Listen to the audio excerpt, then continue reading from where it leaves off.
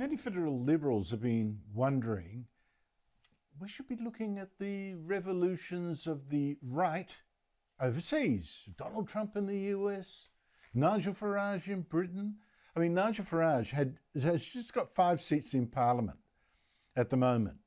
But you've got polls that have been showing him looking like a runaway winner at the next election with more support than the Labor government and Conservative opposition combined. Anti-immigration, anti-net zero, it was all working. But there may indeed be a lesson for the Liberals in Nigel Farage, but it's a bit different than you might expect. The latest polls, the very latest polls, show a big drop in support for Farage's Reform Party. It's still on top, no question about that. But the Conservatives have now got off the floor and nearly caught up with Labor, and, well, it's all starting to look interesting. And that has happened after the Conservatives toughened up their talk on immigration, scrapped the net zero target, and it was after leader Kemi Badenoch got punchier in Parliament too, really going for Labor. All of that seems to me, well, what's happening right at the moment, or could. The Liberals here are going to do their immigration policy very soon. Joining me from London is Talk TV presenter Samara Gill. Samara, great to see you again.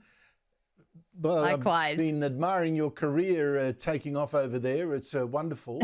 Why is Nigel Farage on the slide? Although I should point out he is still leading.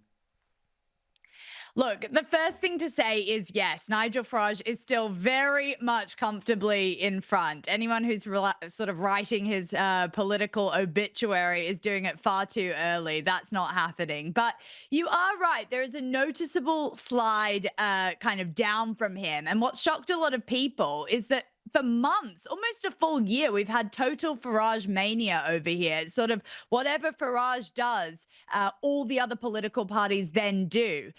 So he speaks, they do it. And I feel like what's happened is pretty simple. It's exactly as you said, Andrew.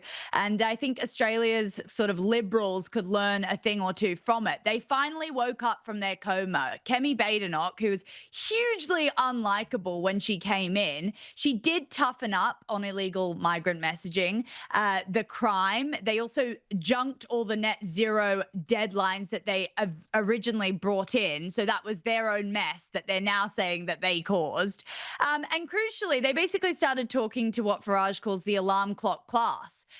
So, you know, these are the people that get up before dawn. They pay their taxes. They keep the lights on. They feel totally ignored by the Labor government over here at the moment. But unfortunately, I do think it's a very similar situation to what the Liberal Party in Australia is dealing with.